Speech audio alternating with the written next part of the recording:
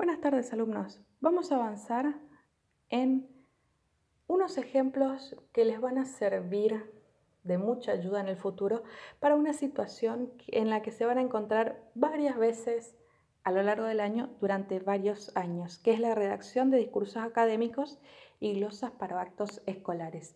Los actos escolares son un momento importante que atraviesan la vida de los docentes, por lo tanto hay que estar bien preparados para hacerlo, tanto en cuanto a la redacción en sí, como a la declamación, como también al conocimiento del protocolo y a la formación en cuanto a lo protocolar para guiar o desenvolverse en un acto.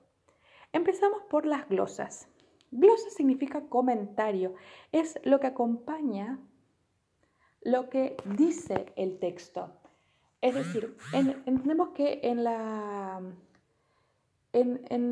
los actos no suceden las cosas de manera espontánea, es decir, no entran las banderas solas, no entra alguien a leer solo, no se presenta solo, sino que todos están antecedidos y presentados por un comentario que son las glosas. Esas glosas son introducidas por los directores, es decir, los maestros de ceremonias, los que guían el acto, y tienen una estructura muy fija.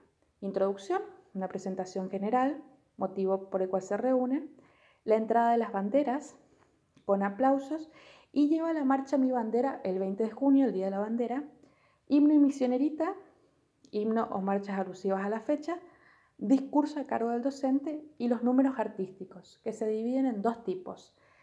Lectura de poesía y lectura de exposiciones, es decir, una semblanza o una reseña histórica, se hacen con presencia de banderas. Otros números como danza u obra de teatro se hacen después de que las banderas se retiran. Esto es porque las banderas, el atril en el cual están los maestros de ceremonias, los directores, está detrás de las banderas.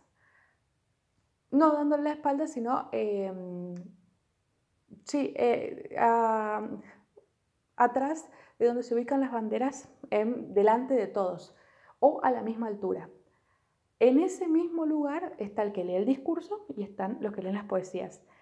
Pero los números artísticos, primero que puede que no haya espacio y por eso haya que despedir a la bandera, pero también es una cuestión de respeto, porque es posible que el que baile le dé la espalda a la bandera, porque una cosa es estar atrás de la bandera y otra cosa es darle la espalda para poder dirigirse al público. Y en lo que es obra de teatro, sí o sí le va a dar la espalda, va a dejar la bandera de telón. Por lo tanto, necesariamente hay que retirar las banderas de ceremonias. Este es el esquema para los actos patrios, pero puede que no se desenvuelva siempre así. Los actos de colación, los actos de ceremonias del colegio, actos de actividades específicas del colegio, no tienen himno, por ejemplo, el acto de colación sí, pero por ejemplo un acto del Día del Idioma no tiene himno, un acto anexo a otra actividad no tiene himno. Eso puede ir cambiando. Lo mismo que los números artísticos. Cuando una fecha es el fallecimiento de alguien, no se suele hacer bailes. Entonces, hay una cuestión protocolar que rige cada acto. Pero si están estos elementos, siempre se presentan en este orden, que es el orden que rige la mayoría de los actos.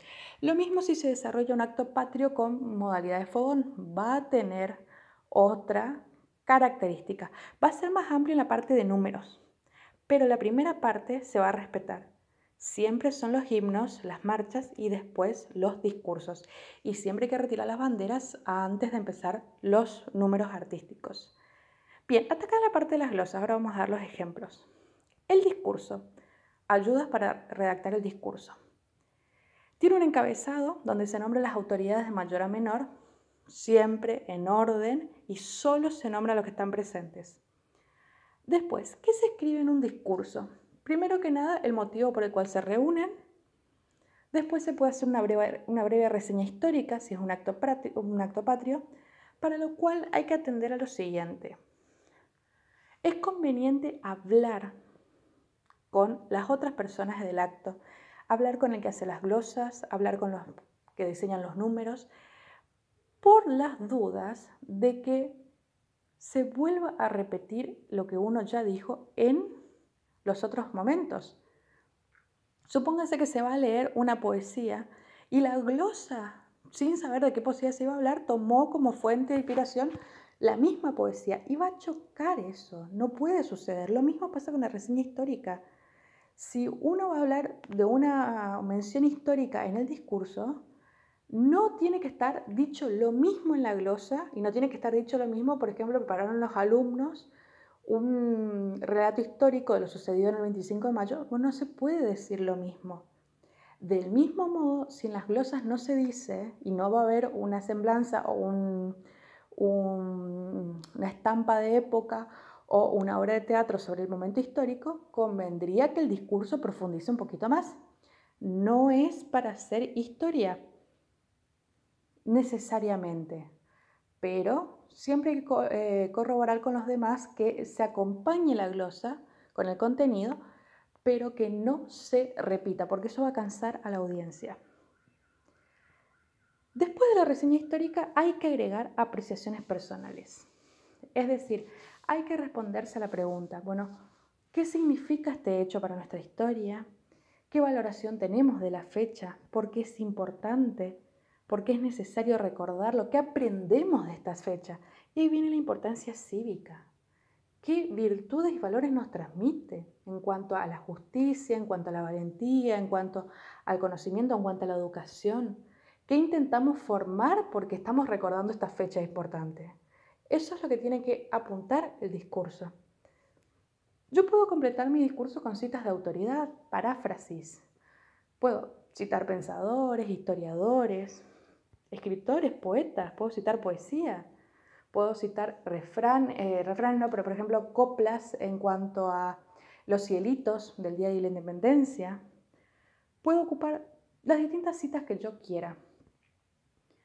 Y es muy importante que el cierre, la conclusión, sintetice y tenga valor argumentativo, es decir, motive a las personas a hacer algo, sobre todo identificarse con un rol de la construcción de la patria. Eso es muy importante de apuntar, de señalar.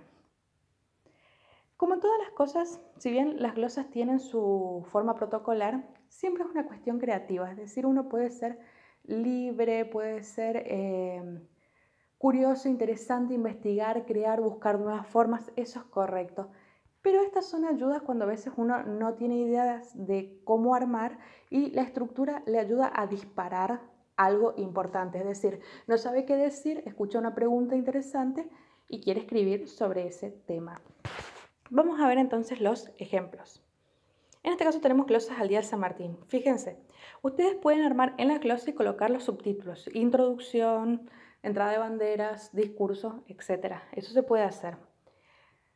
Primero, motivo por el cual se reúnen.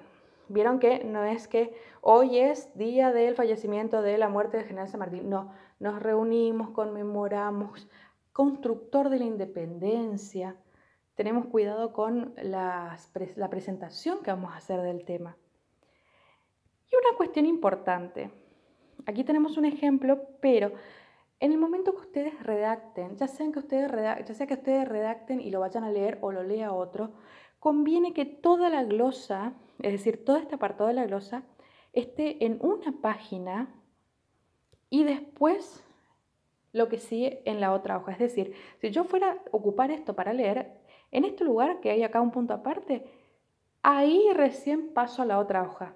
Y si esto no lo puedo pasar más arriba, doy Enter desde acá para que todo esto me quede del otro lado. ¿Por qué? Para no tener que doblar la hoja, pasar a la otra hoja en el medio de la lectura. Sobre todo si leen de a dos. Que esté bien separado y que la otra persona pueda empezar directamente con la otra hoja y no estar doblando en el momento. Entran las banderas con aplausos. Y está la glosa del himno y misionerita. Puede haber una sola glosa para himno y misionerita o puede haber una glosa para himno y una para misionerita. A mí personalmente me gusta que estén juntas.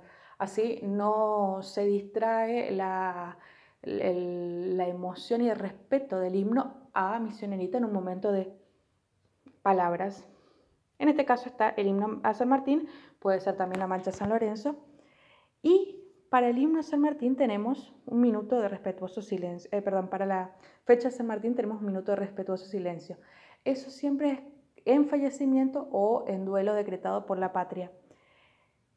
En el caso del 20 de junio, que es el Día de la Bandera, también se celebra en conmemoración al fallecimiento de Belgrano, pero como está en homenaje a la bandera, no rige el mismo protocolo tan solemne que como para San Martín, porque inclusive para San Martín se recomienda no hacer bailes, y para Belgrano eso no aplica porque finalmente la bandera está en primer lugar. Muy bien, fíjense como poesía y exposición de hechos están en presencia de la bandera, y justamente para la poesía tenemos como glosa las máximas, es decir, sentencias que introducen, tiene que ver, si yo voy a presentar una poesía y sé qué poesía es, busco otra poesía para presentarla, que vaya con el mismo tono. Después, se despiden las banderas de ceremonia, generalmente en silencio, pero no hay problema en hacerlo con aplausos. Acá fíjense que está la cita del himno de San Martín. Y después de la despedida de banderas están otros tipos de números, como en este caso un panel y música, una musicalización. Siempre acá que suele quedar el espacio, bueno, los alumnos, el docente, se nombra, etcétera, etcétera. Se completa, eso si no saben quién va a ser, entonces dejen 2 renglones y completan ese día. Y por último, una glosa explicando o cerrando. Y fíjense la conclusión. Con la misión de trasladar a nuestra vida los valores del héroe, nos reintegramos a nuestras actividades. Es apelativo en cuanto a la conducta, en cuanto a guiar modos de hacer. Es decir, no estamos acá ocupando el tiempo para otra cosa, estamos aprendiendo cosas que vamos a llevar a la vida cotidiana. Y tanto las glosas como el discurso, como todo el acto, tiene esa solemnidad, porque lo hacemos para transformar actitudes. En eso se tiene que basar el sentido de las glosas.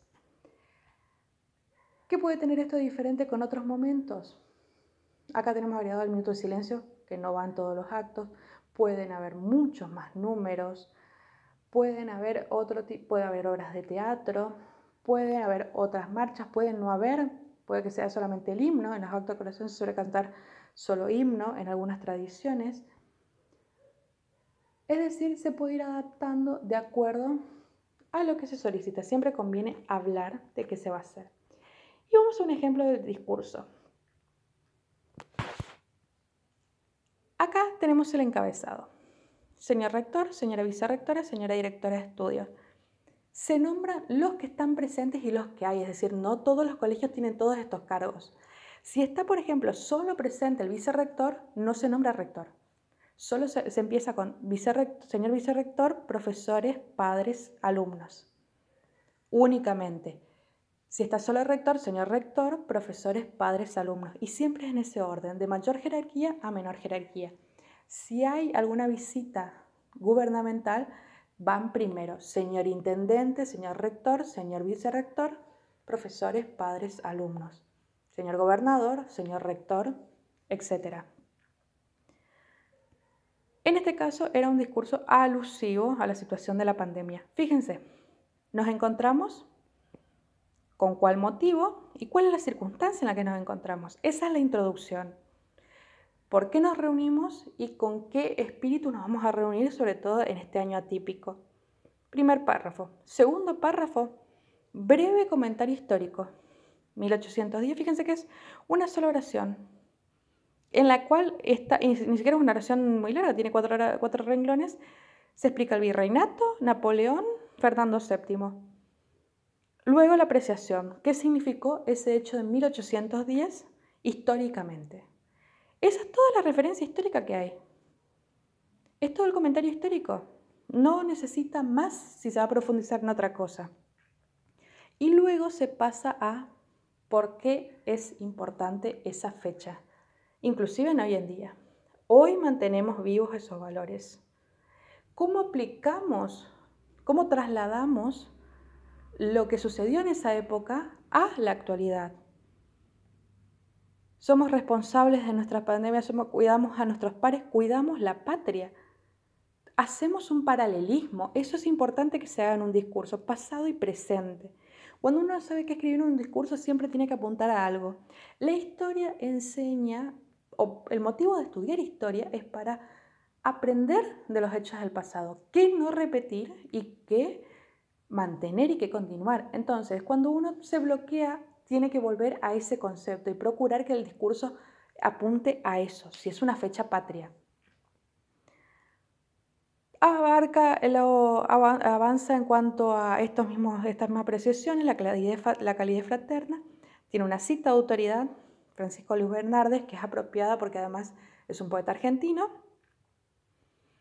Y la conclusión, que apunta a esta cuestión de la historia. No olvidar, recordar, tener presente y cerrar de forma apelativa. Volvamos a entonar todos juntos las estrofas que cantan al gran pueblo argentino. Salud, un deseo de esperanza, un deseo de compromiso, etc.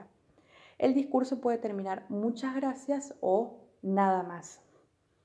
Y esta es la extensión. Acá se corrió un poquito por la versión de Word que bajé para grabar, pero no tiene más de 2 hojas y no puede tener más. Esto está impreso en interlineado 1,5, tamaño 12. Si ustedes quieren, en el momento de leer, pueden imprimir en un tamaño más grande, 14 o 16, más que nada por una cuestión de enfocar bien. Les va a quedar más largo, pero no va a ser más largo el discurso, va a parecer más largo porque la letra es más larga, pero las hojas van a pasar rápido. Un discurso no puede leerse en más de 10 minutos. Después de eso se pierde completamente la atención. Y tampoco se puede leer en 4. Eso es muy breve, ¿no? Dice mayor contenido. Por lo tanto, un discurso de 3 hojas ya es un poco largo. Puede ser en alguna situación específica. Puede ser, por ejemplo, en una despedida de algún docente que haya muchas anécdotas que contar, porque va a ser ameno. Pero un discurso histórico de 3 a 4 hojas va a ser muy largo. Va a perder la audiencia. El discurso tiene que apuntar siempre a los valores fundamentales, es decir, hablar de la patria, la justicia, del bien. No es un momento para hacer opinión política, no es un momento para hacer descarga ni para adherir partidarios, no es un momento para ofender a nadie. Por lo tanto, no se puede aplicar para eso. Hay momentos controversiales de la historia, por supuesto, pero no se puede ofender en el discurso, porque uno está fomentando el juicio crítico en los alumnos. Y eso no se fomenta cuando se da una opinión por la violencia o cuando se quiere desacreditar al otro violentamente. Por lo tanto, eso no son espacios para el discurso. Finalmente, un consejo que no les di cuando grababa la